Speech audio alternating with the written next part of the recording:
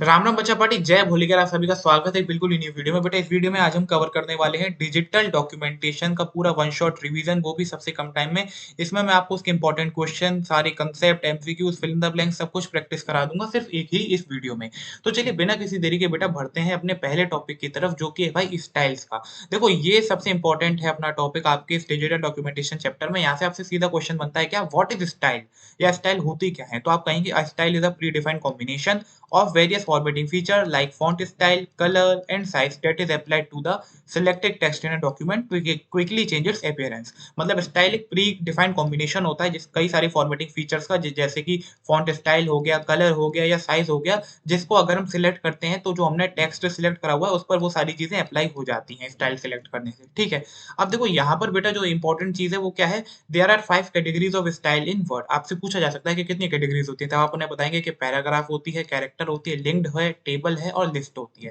देखो paragraph style का मतलब क्या है कि ये जो स्टाइल होती है ये यूज करी जाती है सिर्फ पैराग्राफ की अपीयरेंस को कंट्रोल करने के लिए। मतलब उसमें टेक्स्ट के आसपास स्पेसिंग कितनी रहेगी, टैब स्टॉप्स क्या रहने हैं, लाइन स्पेसिंग क्या है, ये वो। तो ये तो हो गई पैराग्राफ के लिए स्टाइलिंग। दूसरी जो बेटा नंबर पे आती है वो होती है अपनी कैरेक्टर स्टाइलिंग। इसमें क्या होता है, हम कैरेक्टर को स्टाइल करते हैं कि उसका साइज क्या रहने वाला है, फॉन्ट क्या रहने वाला है, बाकी उसमें और चीजें जो है बोल्ड रहेगा, इटैलिक रहेगा, वो सारी बातें हम बताते हैं। तीसरी टाइप की जो स्टाइल होती है वो होती है लिंक्ड वाली। ये आपके पैराग्राफ और कैरेक्टर दोनों के लिए बेटा हम अप्लाई करवा सकते हैं। चौथी जो होती है वो होती है टेबल की स्टाइल। टेबल में क्या है, जैसे आपका टेबल का अपीयरेंस कैसा रहने वाला है, शेडिंग रहेगी सेल में, नहीं रहेगी, बॉर्डर क्या रहेगा टेबल का, वो सारी चीजें हम अगर पहले से सेट करके रखते हैं तो फिर हम उसको डायरेक्टली टेबल पे अप्लाई करा सकते हैं। ये होगा हमारा टेबल स्टाइल की मदद से। अगली जो बेटा आखिरी जो पांचवी है वो क्या है, आपका लिस्ट स्टाइल। लिस्ट स्टाइल आपकी लिस्ट पर अप्लाई होता है, जो आप बनाते हैं ना बुलेटेड लिस्ट, उस पर जैसे आपका फॉर्मेट क्या रहने वाला है, आप नंबर्स करोगे या बुलेट करोगे, तो जो भी आपको करना होता है वो आप यहाँ से अप्लाई करा सकते हो। ठीक है, अब यहाँ से जो बेटा आपके में पूछा जा सकता है वो क्या है, how to apply a style. ये आपके में असल में आ रहा है, तो आपको क्या करना होता है, जैसे बेसिकली मैं आपको यहाँ बताऊं, जैसे आपने वर्ड डॉक्यूमेंट खोला, उसमें आपने क्या करा बेटा, कुछ भी एबीसीडी लिख दिया। अब आपको यहाँ छोटा सा बेटा होम टैब में स्टाइल्स ग्रुप के अंदर अपना स्टाइल्स के कई सारे ऑप्शन मिल जाते हैं। देन आपको पहले क्या करना है, आपको इस टेक्स्ट को सिलेक्ट कर लेना है और फिर इसी में से जाके कोई सी भी स्टाइल पे आप क्लिक कर दोगे तो आपके वही जो स्टाइल है वहां पर अप्लाई हो जाती है।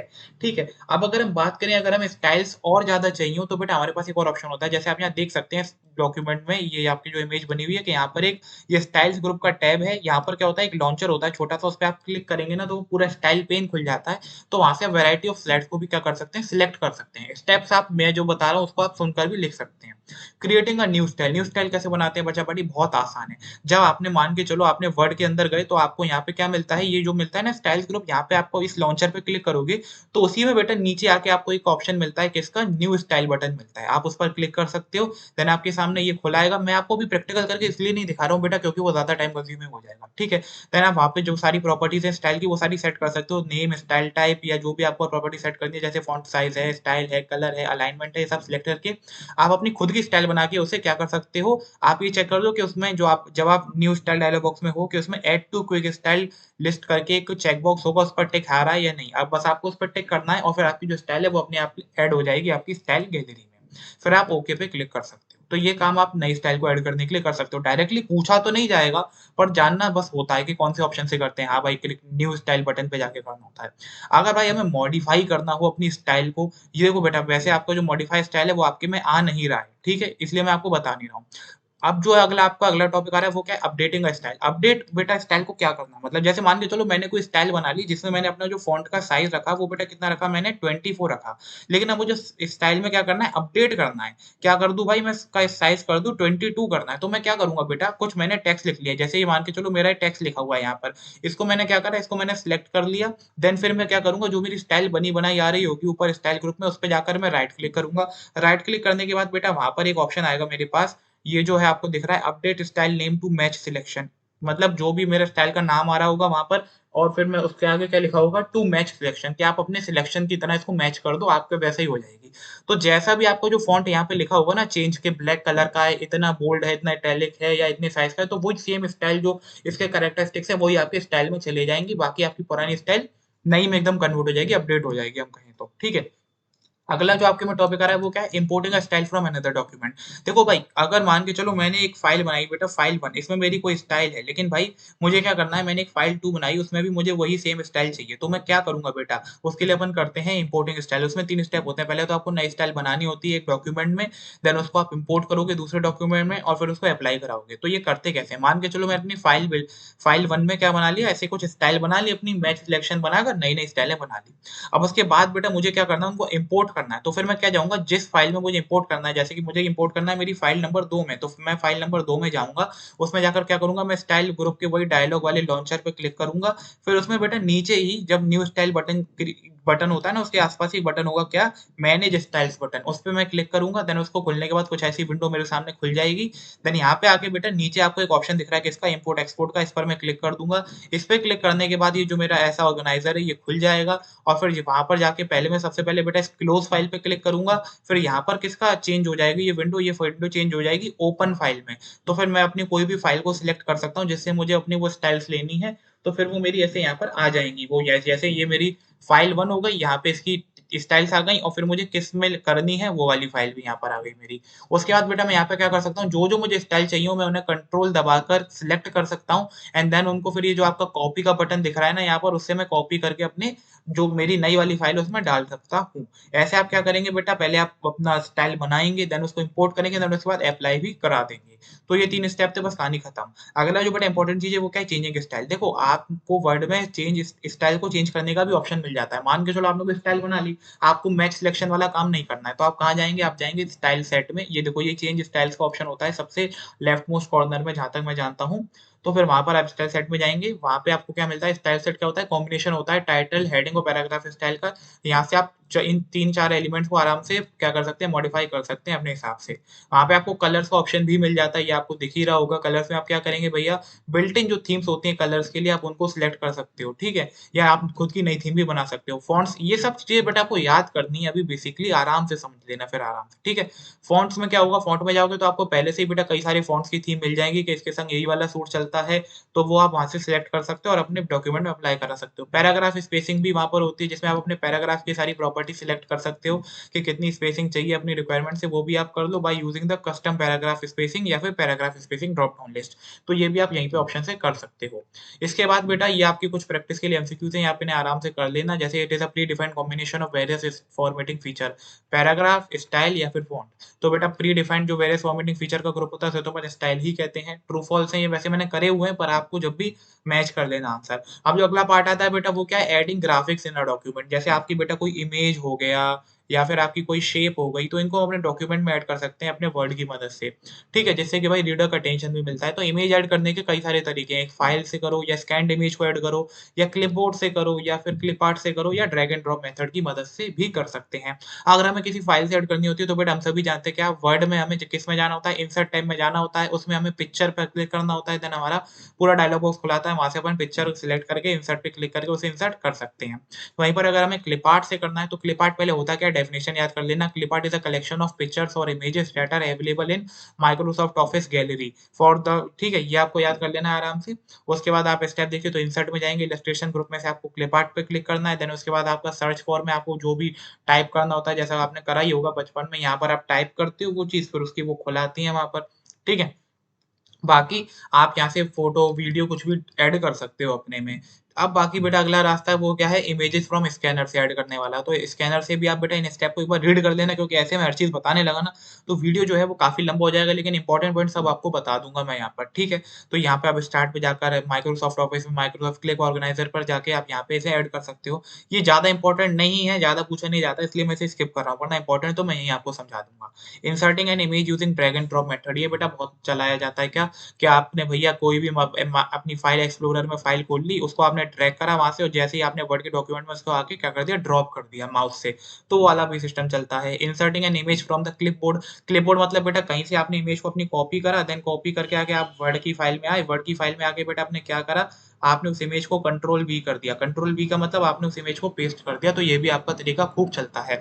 लेकिन आप याद रखें, अगर आपने बेटा जहाँ से इमेज कॉपी करा है, पेस्ट करने से पहले आपने उस ऐप को बंद कर दिया या उस फाइल को बंद कर दिया, तो फिर क्या होगा, जो आपकी कॉपी की गई चीज़ है वो गायब भी हो सकती है।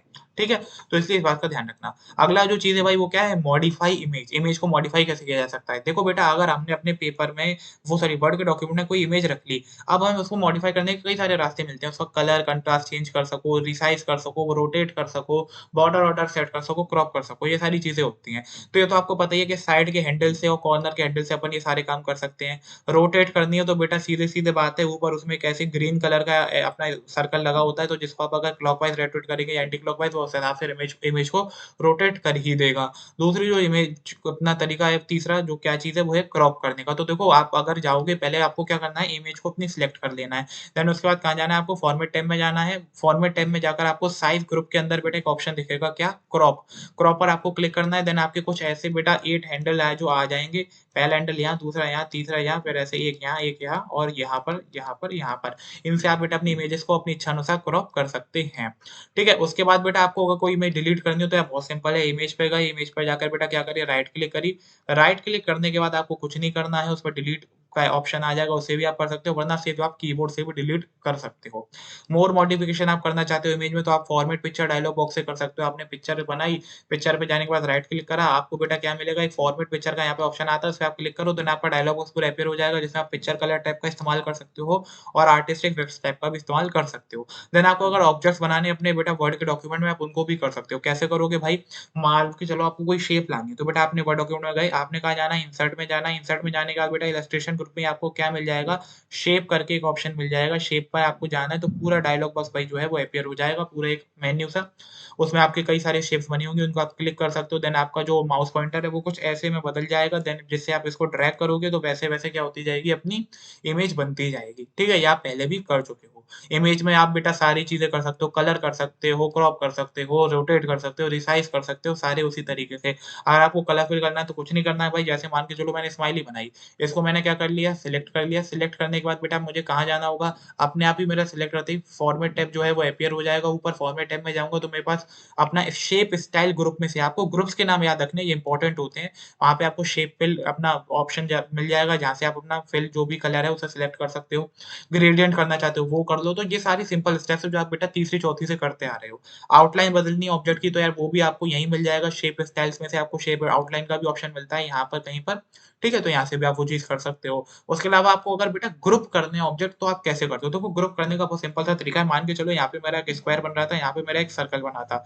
इनको मुझे ग्रुप करना है, ग्रुप करने से क्या होता है बेटा इनको मैं सिंगली मूव कर सकता हूँ, इनमें सिंगल कलर भर सकता हूँ, एकदम एक ही झटके में दोनों पे काम हो जाएगा। तो मुझे क्या करना है पहले तो कंट्रोल दबा के इन दोनों को सिलेक्ट कर लेना है, देन बेटा राइट क्लिक करूँगा, राइट क्लिक करने के बाद मेरे को क्या मिलेगा ग्रुप या फिर अनग्रुप का जो है अपना ऑप्शन मिल जाता है वहाँ पर। तो अगर मैं ग्रुप पर क्लिक कर दूँगा तो ये ग्रुप हो जाएँगे और अगर अनग्रुप पर कर दूँगा तो ये अनग्रुप भी हो जाएँगी, अगर पहले से ग्रुप है वो तो। ठीक है? तो आपको इतनी खिचड़ी नहीं पढ़नी, जो बस मैं बता रहा हूँ आप उसको समझ लें अभी यहाँ पर। उसके बाद अगला क्या है positioning images in the text जो कि इम्पोर्टेंट चीज़ है। मान के चलो बेटा यहाँ पर एक मेरी इमेज है और यहाँ पर मेरी कुछ लिखा हुआ है। अब मुझे भाई इमेज के साथ टेक्स्ट को क्या करना है अलाइन करना है कि मैं तो चाहता हूँ नहीं साहब मेरी इमेज कैसे आए ऐसे आए और इसके ऊपर आगे बगल में इधर-उधर क्या लिखा हो पूरे में टेस्ट लिखा हो। तो फिर क्या करूँ? या मैं चाहता हूँ कि मेरी इमेज के ऊपर ही टेक्स्ट आ जाए तो उसके लिए बेटा हमें कई सारे ऑप्शन मिलते हैं यहाँ पर। देखो Word is a word processor application rather than a desktop publishing program so there are some limitation to the flexibility in positioning images. कि कुछ रुकावटें ऐसे होती हैं, बट ऐसे हमारे पास कुछ ही ऑप्शन है, उस हिसाब से हम यहाँ पर टेक्स्ट जो है वो अलाइन कर सकते हैं। ऐसा नहीं कि आपको अपना फ़ोटोशॉप जितने वो मिल जाएँगे फीचर नहीं, वो तो नहीं होगा ना काम। तो रैपिंग टेक्स्ट होता है, अरेंजिंग इमेजेस होता है और अलाइनिंग इमेजेस होता है। रैपिंग टेक्स्ट की डेफिनिशन याद कर लेना, ये रही पहली लाइन में लिखी हुई है। उसके बाद रैपिंग टेक्स्ट को आप कैसे यूज़ कर सकते हो? देखो यहाँ पे आपको कई सारे ऑप्शन मिलते हैं। Inline text, square, tight, through, top and bottom, behind text और फिर इन फ्रंट ऑफ टेक्स्ट। मान के चलो बेटा मेरी कोई इमेज बनी थी ऐसे, मैंने बनाई थी। अगर मैं चाहता हूँ कि टेक्स्ट मेरा इसके आगे से लिखना शुरू हो जाए, तो मैं क्या करूँगा इनलाइन टेक्स्ट का इस्तेमाल करूँगा। स्क्वायर में क्या होगा बेटा मान के चलो मेरी इमेज यहाँ है, तो फिर मैं अब चाहता हूँ कि भैया मेरा ऊपर, नीचे, आगे, पीछे इमेज आने लगे, तो मैं स्क्वायर का इस्तेमाल कर दूँगा। टाइट में क्या होगा मान के चलो मेरी इमेज कोई रेक्टेंगल या उसमें नहीं, मेरी इमेज तो कुछ ऐसी-सी है। तो फिर ऐसी शेप में है इमेज तो मैं क्या करूँगा, मैं इसके पूरे सराउंडिंग में चाहता हूँ मेरे टेक्स्ट आए, तो मैं टाइट का इस्तेमाल करूँगा। थ्रो में क्या होता है बेटा, थ्रो में क्या होता है ये this option is similar to tight option as it also places the text around the shape of the image only. तो ये भी मतलब टाइट की तरह सेम होता है। टॉप एंड बॉटम में क्या होता है कि कोई मेरी इमेज है, उसके मुझे सिर्फ़ टॉप पर ही टेक्स्ट चाहिए और बॉटम पर ही, तब मैं इसका ऑप्शन का इस्तेमाल करता हूँ। बिहाइंड टेक्स्ट मतलब ये रही मेरी इमेज, इसके पीछे मैंने टेक्स्ट लिखा हुआ है, मतलब वाटर मार्क सॉरी इसके पीछे टेक्स्ट नहीं लिखा है मैंने, इमेज को मैंने टेक्स्ट के पीछे कर दिया है। जैसे वाटरमार्क होता है ना, टेक्स्ट ऊपर इमेज पीछे-पीछे ऐसा काम। इन फ्रंट ऑफ टेक्स्ट मतलब कि बेटा मेरी इमेज को मैंने टेक्स्ट के ऊपर कर दिया। जैसे पहले मैंने कुछ लिखा ऐसे, फिर उसके ऊपर मैंने एक इमेज बना दी ऐसे। जिससे मेरा जो टेक्स्ट है बेटा वो छुप जाएगा, ज़ाहिर-सी बात है, तो वो वाला भी हम यहाँ पर काम कर सकते हैं। अब अगर हम देखें तो ये wrap an image with the text follow के आपके क्या स्टेप्स है, तो ये पहले आपको इमेज सेलेक्ट करनी है, फॉर्मेट पे जाना है, रैप टेक्स्ट ऑप्शन आपको वहाँ मिल जाएगा, कौन से ग्रुप में, अरेंज ग्रुप में, देन वहाँ से आप जाके कोई भी ऑप्शन सेलेक्ट कर सकते हो। अरेंजिंग इमेजेस ये बेटा बहुत ही ज़्यादा बढ़िया ऑप्शन है भाई, मैंने इसको खूब यूज़ करा है जब मैं वर्ड चलाता था। ब्रिंग फॉरवर्ड और सेंड बैकवर्ड, ये आपने देखा होगा बेटा, अरेंज ग्रुप में आपको मिलता है। मान के चलो भाई, ये आपको क्या दिख रहा है, अब मैंने मान के चलो ये एक स्क्वायर बनाया और ये एक सर्कल बनाया। अब मुझे क्या करना था बेटा, ये जो स्क्वायर है इसे इसके ऊपर लाना है, इसका कलर शो नहीं हो रहा है सर्कल के ऊपर, तो मैं क्या करूँगा, स्क्वायर को मैंने सिलेक्ट करा, देन अपने अरेंज में से जाकर मैं क्या ऑप्शन पे क्लिक कर दूँगा, ब्रिंग बैकवर्ड, वो सॉरी अपना ब्रिंग फॉरवर्ड पे अगर जब मैं बेटा यहाँ पर, एक सेकंड रुकना, गड़बड़ हो गई। हाँ, ब्रिंग फॉरवर्ड पे जब मैं यहाँ पर आके क्लिक कर दूँगा, तो ये जो मेरा स्क्वायर है ये सर्कल के जो है वो ऊपर आ जाएगा और सर्कल इसके पीछे चला जाएगा। मतलब अब स्क्वायर का कलर सर्कल के ऊपर आया करेगा। लेकिन अगर वहीं पर मुझे इसे वापस पीछे भेजना होगा, तो मैं इसे सिलेक्ट करके क्या कर दूँगा, सेंड बैकवर्ड, तो ये पीछे चला जाएगा। ऐसे आपके काम हो सकते हैं। बाकी ब्रिंग फॉरवर्ड और सेंड बैकवर्ड होता है बेटा सिंगल-सिंगल, मतलब जैसे आपको सिर्फ़ एक लेयर ऊपर लाना है या एक लेयर ही वो करना है।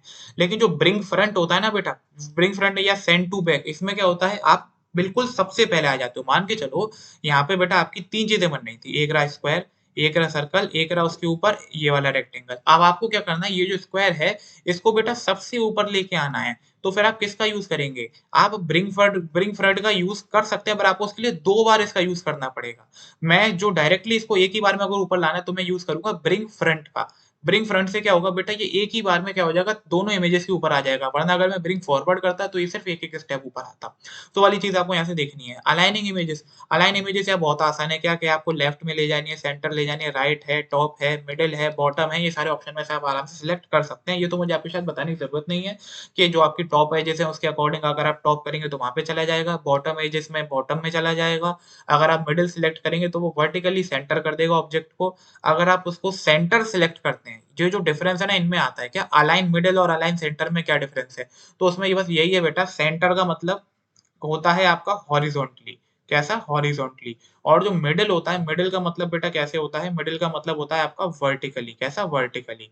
ठीक है? तो ये बातें आपको दिमाग में रखनी है अच्छे से। अब अगला भाई यहाँ पे एमसीक्यूज़ मिल जाएँगे, आपको प्रैक्टिस कर सकते हैं, ट्रू फॉल्स भी हैं, क्वेश्चन्स भी हैं, पीडीएफ आपको इस वीडियो के डिस्क्रिप्शन में ही मिल जाएगी।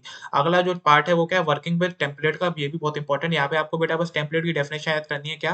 कि टेम्पलेट भी प्री डिफाइंड लेआउट होती है, जो कि sample content, theme, colour, font style, background style को कंटेन करती है। बाकी हमारे पेज को, डॉक्यूमेंट को एक इनिशियल फाउंडेशन दे देती है। देखो जो हमने स्टाइल पढ़ा था बेटा, स्टाइल में सिर्फ़ किसके बारे में बात होती है? ज़्यादा से ज़्यादा टेबल हो गया या टेक्स्ट हो गया या आपका लिस्ट हो गई, इनके बारे में। लेकिन जो बेटा थीम होती है ना, थीम में पूरे हमारे बैकग्राउंड से लेकर सारे कुछ अपना सैंपल कंटेंट जो हमें हर उसमें चाहिए ही चाहिए, या फिर कुछ बैकग्राउंड की स्टाइल चाहिए, फ़ॉन्ट की स्टाइल चाहिए, वो सारी इसमें इंक्लूडेड होती हैं। तो थीम एक बड़ी चीज़ है, इसका हम ज़्यादा यूज़ करते हैं। जैसे अगर हम देखें तो भाई आपको बिल्ट इन टेम्पलेट्स का कैसे यूज़ करना है, जो आपकी पहले से टेम्पलेट है। आप जब न्यू पर क्लिक करते हैं बेटा, वर्ड में जाके जब आपको कोई नई फाइल बनानी होती है, तो आपको वहाँ पे जाके सैंपल टेम्पलेट्स का ऑप्शन दिख रहा होता है। आप उन पे क्लिक करिए, देन आपको कई सारी टेम्पलेट खुल जाएँगी। लेटर, इन्विटेशन, डॉक्यूमेंट, कुछ भी आपका होता है, वहाँ पे आपको क्या करना है, टेम्पलेट रेडियो बटन पे क्लिक कर देना है इन द प्रीव्यू पेन में, और फिर आप वहाँ जा से कह सकते हैं क्या, क्रिएट बटन। क्रिएट पे करने के बाद बेटा आपका एकदम वैसा ही क्या डॉक्यूमेंट बन जाएगा उसी टेम्पलेट के साथ। ठीक है? तो ये बेटा आपका काम जो है वो हो सकता है।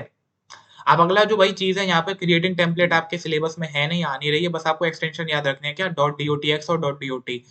यूजिंग अ ब्लैंक टेम्पलेट ये भी नहीं आ रहा है, यूजिंग एन एक्जिस्टिंग टेम्पलेट ये भी नहीं आ रहा है, जो आपके में डायरेक्टली आ रहा है क्या, यूजिंग अ टेम्पलेट आ रहा है डायरेक्टली अगर देखा जाए तो। हुँ। देखो बेटा, इसमें आपको क्या करना है, सबसे पहले आपको पुरानी टेम्पलेट यूज़ करने के लिए हमेशा जो वर्ड होता है वो हमारे डॉक्यूमेंट के संग नॉर्मल डॉट डॉट एम करके एक टेम्पलेट है उसको एसोसिएट कर देता है। लेकिन अगर हमें कोई और करनी है, बदलना है, तो हम क्या जाएँगे, फाइल पे क्लिक करके न्यू पे जाएँगे। न्यू पे जाने के बाद ये बैक स्टेज व्यू है, ये अपीयर हो जाएगा। इसमें हम एक माय टेम्पलेट्स में जाना है। मेन टेम्पलेट में जाने के बाद बेटा आपको कई सारी जो आपकी बनाई हुई टेम्पलेट्स है वो अपीयर हो जाएँगी। पर आपको ये देख लेना है कि यहाँ पर जो क्रिएट न्यू में आपका डॉक्यूमेंट ही सिलेक्ट होगा। अगर यहाँ पे टेम्पलेट सिलेक्ट होगा तो वो नई टेम्पलेट बन जाएगी। इसलिए आपको डॉक्यूमेंट सिलेक्ट करना है, देन वहाँ से आपको जाके कोई भी टेम्पलेट करके आप उसे ला सकते हैं अपने उस वाले डॉक्यूमेंट में, या आप ऐसे करके काम कर सकते हैं। Attaching a template to a document, अगर आपको कोई टेम्पलेट अटैच करनी है अपने डॉक्यूमेंट से तो कैसे करेंगे? देखो, मान के चलो आपने एक वर्ड का डॉक्यूमेंट बना लिया एक पर्टिकुलर टेम्पलेट के साथ, लेकिन अगर आप बाद में चाहते हो बेटा कि भाई उस टेम्पलेट को चेंज कर दिया जाए दूसरी टेम्पलेट से, कि जैसे वही स्टाइल बदल दी जाए, तो भैया वो कैसे करेंगे? वो अपन बेटा एड-इन्स का यूज़ करके कर सकते हैं। अब भाई यहाँ पे आता है एक इम्पोर्टेंट पॉइंट कि एड-इन्स क्या होते हैं? एड-इन्स आपसे पूछ लेगा कोई भी 1-2 नंबर के लिए। तो यहाँ पे आपको याद रखना है, add-ins are the additional program that are used to extend the capabilities of MS Word by adding custom commands and specialised feature, कि ये एडिशनल प्रोग्राम होते हैं एमएस वर्ड में जिनसे हम कस्टम कमांड्स और स्पेशलाइज्ड फीचर को ऐड कर सकते हैं। सबसे पहले आपको कहाँ जाना है? फाइल टाइप में जाना है, देन उसके बाद आप ऑप्शन में जाएँगे, आपको क्या मिलेगा बेटा? एड-इन्स का ऑप्शन मिलेगा लेफ्ट साइड में, वहाँ पे जाके क्लिक करना है। एक बार आप इन सब स्टेप से गो थ्रू हो लो, इनको सिर्फ रट लो और कुछ भी नहीं, आपको आराम से पूरा समझ आ जाएगा। जहाँ तक स्टेप्स पूछे नहीं जाएँगे, आपसे थ्योरेटिकल क्वेश्चन पूछे जाते हैं, वो आप यहाँ से बस ग्रुप्स का नाम याद करके, ये चीज़ें याद करके आप कर सकते हैं और डेफिनिशन याद करके, ठीक है? बाकी attaching a template does not merge any text और graphic stored in that template, only the styles are merged into a document. मतलब कहने का क्या है कि भाई जो उस टेम्पलेट में कोई और टेक्स्ट है, यहाँ पर कोई और टेक्स्ट है, ऐसा नहीं कि उस टेम्पलेट का लिखा हुआ इसमें आ जाएगा, नहीं, वो चीज़ नहीं होती। ओनली जो स्टाइल्स है कि फ़ॉन्ट के जो कलर हैं, हेडिंग्स हैं, वो क्या है, वो बेटा कॉपी होती हैं एक तरीके से, बैकग्राउंड की जो स्टाइल्स है, वो सब चीज़ें। ठीक है? यहाँ पे बेटा ये मैं इनबॉक्सेस भी आप देख लीजिए, मैं सारी चीज़ें एकदम नहीं बता सकता, आपके जो अल्ट टी है, ये शॉर्टकट की दे रखी है, जो अपने टेम्पलेट एडिट्स डायलॉग बॉक्स खोलने के लिए, तो वो भी आप यहाँ पर याद कर सकते हैं। पूछी जा सकती है भाई साहब, देखो मैं ऐसा नहीं कह सकता, एमसीक्यू बेटा प्रैक्टिस के लिए है, कर लो, ठीक है? क्वेश्चन्स हैं, इतना करोगे तो तुम्हें एक कॉन्फिडेंस डेवलप हो जाएगा अपने आप। अब भाई अगला जो टॉपिक है वो आता है बेटा using a table of content का, ये बहुत प्यारा टॉपिक है। इसमें भाई बहुत ही अच्छी चीज़ है। देखो सबसे पहले आपको याद करना है कि टेबल ऑफ कंटेंट होता क्या है? तो ये आप भाई मानोगे क्या? It is a necessary index generally available in long document, book, draft, etcetera. It include title और first level heading such a chapter name and sometime it even include second level heading, occasionally third level heading. के मतलब ये क्या होता है बेटा, जब आप अपनी बुक खोलते हो ना, तो बुक में जो इंडेक्स होता है ना, कि जहाँ पे आपके सारे चैप्टरों के नाम लिखे होते हैं, उसको बेटा कहते हैं अपन टेबल ऑफ कंटेंट, और उनके नीचे छोटे-छोटे सब टॉपिक्स लिखे होते हैं। तो ये जो चैप्टरों के नाम है, ये हो गई फर्स्ट लेवल की हेडिंग, ये जो सब टॉपिक्स हैं, ये हो गई दूसरी लेवल की हेडिंग, और अगर इसमें भी कोई नीचे सबके भी सब टॉपिक्स होते हैं, तो वो हो जाती है तीसरी लेवल की हेडिंग। अब जो टेबल ऑफ कंटेंट होता है बेटा, वो क्या करता है, मैप की तरह एक्ट करता है यूज़र के लिए, उससे वो जान पाते हैं कि कौन सी चीज़ किस पेज नंबर पे है, किस चैप्टर में क्या है, एकदम अपना बढ़िया काम करती है। गुड टेबल ऑफ कंटेंट की फॉलोइंग कैरेक्टरिस्टिक्स होते हैं, ये आपको याद रखने हैं बेटा, आपसे पूछ लिया जाएगा कि what are the characteristics of good table content, ठीक है? तो यहाँ से आप बताएँगे कि वो easy to read, simple to use होनी चाहिए, ऑर्गनाइज़ और फॉर्मेटेड प्रॉपर्ली होनी चाहिए, एक्यूरेट और ईज़िली एक्सेसिबल हो, बाकी वो हमेशा टाइटल और कॉपीराइट पेज के बाद में आनी चाहिए। अब भाई आपको पूछा गया कि आप क्रिएटिव कैसे करोगे टेबल ऑफ कंटेंट? देखो बेटा, टेबल ऑफ कंटेंट बनाने का बहुत सिंपल सा इलाज है, आपको जाके वहाँ पर खुद लिखना नहीं होता। मान के चलो आपने डॉक्यूमेंट बना रहे थे, तो बेटा आपका इसमें सबसे जो महत्वपूर्ण काम होता है, वो होता है स्टाइल्स का। स्टाइल्स का कैसे होता है, आपके पहले से ही स्टाइल बेटा नाम की होती है कुछ, एक होती है हेडिंग 1 नाम की स्टाइल, एक होती है हेडिंग 2 नाम की स्टाइल और एक होती है हेडिंग 3 नाम की स्टाइल। तो अगर आप अपने डॉक्यूमेंट में बेटा कुछ भी आप लिखोगे किस स्टाइल का यूज़ करके, हेडिंग 1 का यूज़ करके, तो वो यहाँ पर जब आप टेबल ऑफ कंटेंट बनाओगे ना, तो वो ऑटोमैटिकली बनती है बेटा टेबल ऑफ कंटेंट। तो वो अपने आप जो भी आपने हेडिंग 1, 2, 3 करके लिखा होगा ना, वो अपने आप वहाँ पे टेबल ऑफ कंटेंट में उन्हीं चीज़ों को लिख देगा। जैसे मैंने सारे चैप्टर्स का यूज़ कर लिखा था कैसे करके, हेडिंग 1 का, तो वो सारे चैप्टर अपने आप वहाँ पे आ जाएँगे। उनके जो सब टॉपिक है वो मैंने लिखे थे किसमें, हेडिंग 2 वाली स्टाइल यूज़ करके। तो वो भाई जो सब टॉपिक्स हैं वो भी अपने आप वहाँ पे लिखे आ जाएँगे। तो जो-जो हम इन तीनों हेडिंग्स का यूज़ करके करते हैं ना अपनी स्टाइल में से, वो चीज़ें अपने टेबल ऑफ कंटेंट में हमें दिखाई देती है। अभी हमें करना कैसे है, ये हमें जानना होता है। बाकी टेबल ऑफ कंटेंट बनाने के सिर्फ यही तरीका नहीं है, 2 होते हैं। एक तो मैनुअल टेबल ऑप्शन भी होता है, एक होता है इंसर्ट टेबल का। पहला तो है कि इनबिल्ट से बना लो ऑटोमैटिकली, दूसरा है खुद से भाई लिखो वहाँ पर, वो चीज़ ज़्यादा सूटेबल नहीं रहती है। और तीसरा होता है इंसर्ट टेबल ऑफ कंटेंट का। यूज़ करके। अगर हमें इनबिल्ट करना है तो कैसे करना होता है बेटा, ये आपको यहाँ देखना है। पहले तो आपको अपने वर्ड डॉक्यूमेंट में वो सारी हेडिंग क्या करनी है, लिख लेनी है। उसके बाद बचा बाकी आपको क्या करना है, जाना है अपना, देखो ये वही स्टेप लिखा हुआ है कि सारी हेडिंग्स आपकी कंसिस्टेंटली लिखी होनी चाहिए। देन आपको बेटा जाना होता है रेफरेंसेस टैब में, वहाँ से जाके टेबल ऑफ कंटेंट पर क्लिक करना है। तो अब वर्ड गैलरी में 2 मतलब टेबल ऑफ कंटेंट आ रही होंगी, ऑटो टैब ऑटोमेटिक टेबल 1 और ऑटोमेटिक टेबल 2 आप इनमें से किसी को भी सिलेक्ट कर सकते हैं। आपकी टेबल कुछ ऐसी जो है वो अप्लाई हो जाएगी। जैसे यहाँ पर कंटेंट आ रहा है, कंटेंट के नीचे आ रहा है चैप्टर 4 टेबल ऑफ कंटेंट, यानी ये जो बेटा मैंने अपने डॉक्यूमेंट में लिखा है ना, वो किसकी मदद से लिखा होगा, हेडिंग 1 की मदद से लिखा होगा। और जो इसके नीचे जो सब डॉक्यूमेंट है वो आ रहे हैं बेटा जी हेडिंग 2 में लिखी हुई जो चीज़ें हैं वो। तो ये आपको बस ध्यान रखना है, उसी हेडिंग में लेके आप अपनी टेबल ऑफ कंटेंट ऑटोमेटिकली बना सकते हैं। मैनुअल टेबल अगर आपको बनानी है तो क्या करना है, रेफरेंसेस टैब में जाकर आपको टेबल ऑफ कंटेंट में जाकर क्या करना होता है, एक सब मेन्यू ऐपर होगा जिसमें आपको मैनुअल टेबल का ऑप्शन दिख रहा होता है, आप उसमें जाकर क्लिक कर सकते हो। जिसमें आपको बेटा खुद ये सारी चीज़ें क्या लिखनी होती हैं। ये ऑटोमेटिक नहीं आती। पर देखो ये ऑप्शन ज़्यादा सूटेबल नहीं है, ये ऑप्शन मतलब बेटा नॉट यूजेबल है, ज़्यादा यूज़ ही नहीं किया जाता। ठीक है? इसलिए आपको पहला ही ज़्यादा ध्यान भटकना है और पढ़ना भी उसे ही है। अब insert table of content option क्या? मान के चलो बेटा आप कोई मॉडिफिकेशन बनाना चाहते हो, जो डिफ़ॉल्ट स्टाइल है हमारी टेबल का या जो पहले से लिखा आ रहा है भैया उसमें कुछ चेंज करना चाहते हो, तो क्या करोगे, आपको रेफरेंस पर जाना है, टेबल ऑफ कंटेंट में जाना है, देन एक सब मेन्यू ऐपर होगा, उसमें बेटा इसका भी ऑप्शन होता है क्या? इंसर्ट टेबल ऑफ कंटेंट का। आप उस पर जा सकते हो, देन वहाँ से जाके आपको पूरा डायलॉग बॉक्स अपेयर हो जाएगा कि कैसे आपको प्रीव्यू चाहिए, टैब लीडर जो है वो कैसे चाहिए, मतलब ये डॉट डॉट चाहिए या कुछ और चाहिए स्टाइल, तो वो भी आप देख सकते हो। तो वहाँ पे आप सारी ये चीज़ें मॉडिफ़ाई करा सकते हो अपने हिसाब से। लेवल्स ऑफ हेडिंग सिलेक्ट कर सकते हो, देन उसके बाद देखा जाए तो स्टाइल ऑफ टैब लीडर के आपको डॉट डॉट डॉट डॉट चाहिए ऐसे, या फिर कुछ और लाइन लाइन चाहिए, या फिर ऐसे-ऐसे चाहिए। तो जो भी आप चाहिए वो आप वहाँ पर कर सकते हो। कस्टमाइज़ कर सकते हो बेटा आप अपनी टेबल ऑफ कंटेंट को। ये कैसे करना है, बहुत आसान है भैया। अपनी जो आपकी टेबल ऑफ कंटेंट जो डॉक्यूमेंट पर आ रही है ना, वो कुछ ऐसे आ रही होगी। तो आपको बेटा उसमें लेफ्ट में क्या होगा, 3 बिंदु दिख रहे होंगे, आपको उन पे क्लिक करना है, उन पे क्लिक करने के बाद बेटा क्या करोगे आप, डायरेक्टली डायरेक्टली आप क्या करोगे बाबूजी, रेफरेंस टैब पर चले जाओगे, रेफरेंस टैब में जाने के बाद आप insert table of content option में भी चले जाओगे, उसके अंदर आपको जाके बस मॉडिफाई बटन में क्लिक करना होगा, वहाँ से आपका स्टाइल डायलॉग बॉक्स जो है वो अपीयर हो जाएगा, ठीक है? देन इस मतलब पहले बेटा ये जो होता है ना, आपने 3 बिंदु, इनसे क्या होती है, आपकी टेबल सेलेक्ट होती है। टेबल सेलेक्ट करने के बाद आपको रेफरेंस टैब पे जाना होता है, देन टेबल ऑफ कंटेंट पे, then insert table of content पे जाने के बाद आपको मॉडिफाई बटन पे जाना होता है। जैसे कि क्या होगा, आपका कुछ ऐसा खुल के आएगा सबसे पहले इंसर्ट टेबल ऑफ कंटेंट पे जाने के बाद। उसके बाद आपको मॉडिफाई पे जाना है, मॉडिफाई के बाद आपको दोबारा मॉडिफाई पे चले जाना है। देन आपका ये डायलॉग बॉक्स जो है वो अपीयर हो जाएगा। देन यहाँ से आप अपनी स्टाइल, हेडिंग और जो भी आपको तरीका चाहिए, कैसा भी font colour, style, bold, italic, underline वो सब चूज़ कर सकते हैं। देन आप इसके बाद फॉर्मेट में भी जा सकते हैं। फॉर्मेट में जाने के बाद आपको और स्पेसिंग के ऑप्शन मिल जाएँगे, पैराग्राफ वाले, फ़ॉन्ट वाले, इतना सब करने के बाद आप इन सबको जब ओके-ओके करेंगे ना बेटा, इन सबको भी ओके करने के बाद तो आप वापस कहीं लौट आएँगे बेटा, वापस आप इसी पेज पे लौट आएँगे। देन आप इस पे मॉडिफाई पे क्लिक करने के बाद आपकी जो टेबल है वो अपने आप ही मॉडिफाई हो जाएगी। ये देखो इतने डिटेल स्टेप वैसे नहीं पूछे जाएँगे जहाँ तक मेरा गैस है, पर आपको बस ग्रुप्स का नेम पता होना चाहिए और ये पता होनी चाहिए कि मॉडिफाई में हम क्या कर सकते हैं, कस्टमाइज़ में हम क्या कर सकते हैं, ये सारी बातें अगर पता है तो आपका काम अपने आप हो जाएगा। तो ये अपन क्या पढ़ रहे थे, कस्टमाइज़िंग अ टेबल ऑफ कंटेंट पढ़ रहे थे, ठीक है? इसके बाद बेटा अपन नीचे चलेंगे तो अपने पास जो आखिरी टॉपिक है यहाँ का वो क्या है, maintaining a table of content कि कैसे हम मेंटेन कर सकते हैं। मान के चलो मैंने भाई पहले सिर्फ़ चैप्टर 1 की हेडिंग डाली थी और चैप्टर 2 की। अब मेरा बाद में चैप्टर 3 भी ऐड हो गया, तो क्या इसकी हेडिंग वहाँ पर ऑटोमैटिकली आ जाती है? बेटा ऐसा बिल्कुल भी नहीं होता है। जब तक आपकी जो टेबल ऑफ कंटेंट है वो अपडेट नहीं होगी तब तक कुछ भी नहीं होता। अब ये अपडेट करी कैसे जाती है, ये एक तरीका होता है भैया। अपडेट करने के लिए आपको पहले कहीं भी टेबल ऑफ कंटेंट पे क्लिक कर देना है, देन उसके बाद रेफरेंस टैब पर जाना है। रेफरेंस टैब पर क्लिक करने के बाद बेटा आपको वहाँ पे अपडेट टेबल का ऑप्शन दिख रहा होगा वहीं पर। अपडेट टेबल पे ऑप्शन पे क्लिक करने के बाद आपका कुछ ऐसा डायलॉग बॉक्स खुलेगा, इसमें आपको क्लिक करना है किस पर, अपडेट एंटायर टेबल पर, देन आपको ओके कर देना है, तो आपकी जो एंटायर टेबल है वो अपडेट हो जाएगी, नई-नई चीज़ें उसमें आ जाएँगी।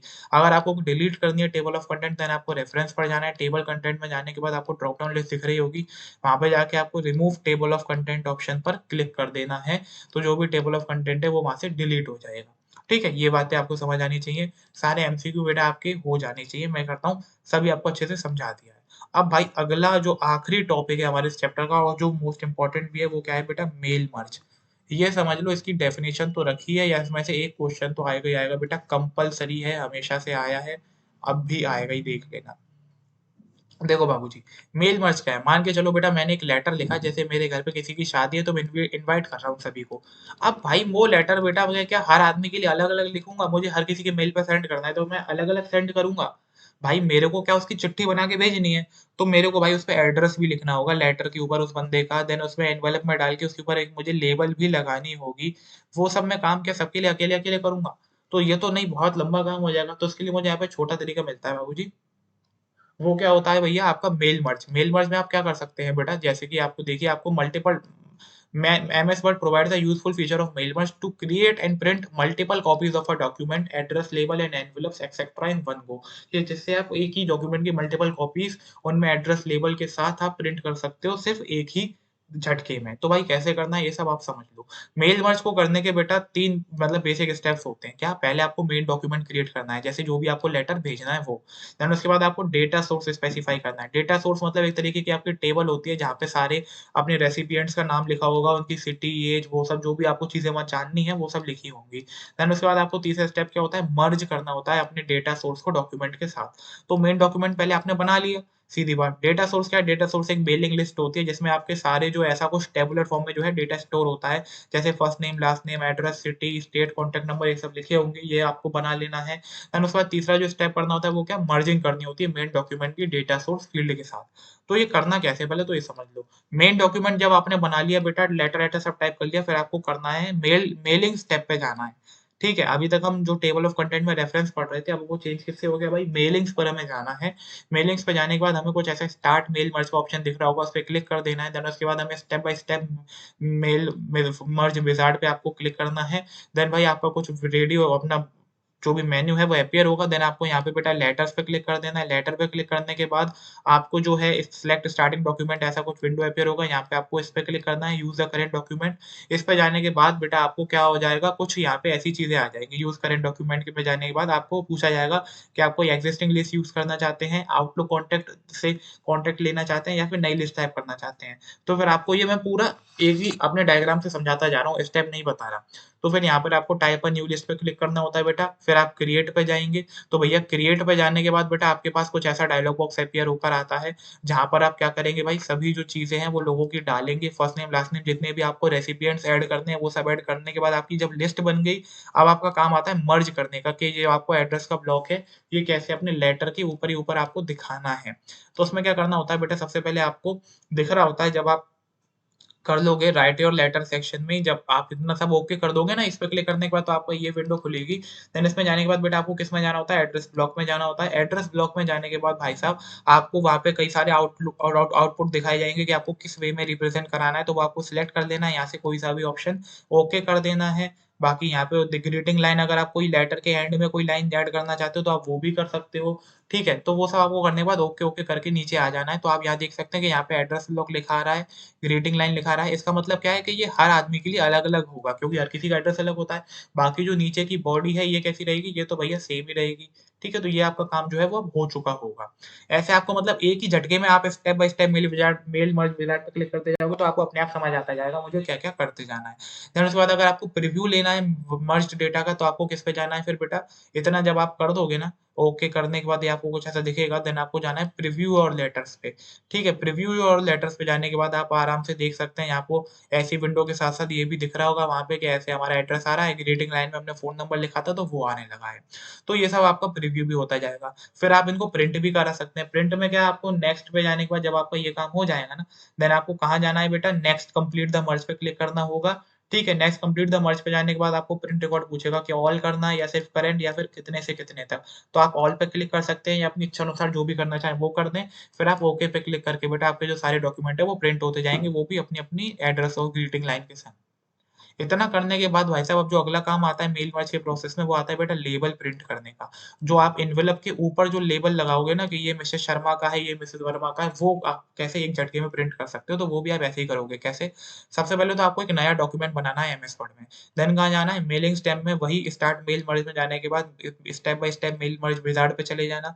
मेल मर्ज विज़ार्ड पे जाने के बाद बेटा आपको कहाँ जाना है? जब आपने लेटर सिलेक्ट करा था ना, जैसे ये जो चीज़ आ रही थी आपने इसमें पहले लेटर सिलेक्ट करा था, अब लेटर तो नहीं करना, अब आपको लेबल सेलेक्ट कर लेना है। लेबल सेलेक्ट करने के बाद बेटा आपको वहाँ पे क्या आएगा कि आपसे पूछा जाएगा आपको क्या-क्या ऑप्शन चाहिए, चेंज डॉक्यूमेंट लेआउट या स्टार्ट फ्रॉम एक्जिस्टिंग डॉक्यूमेंट। तो भैया हम क्या करेंगे, हम चेंज डॉक्यूमेंट रेडियो को सिलेक्ट कर लेंगे। बाय डिफ़ॉल्टली वो सिलेक्ट होता है, उसे ही रहने देंगे।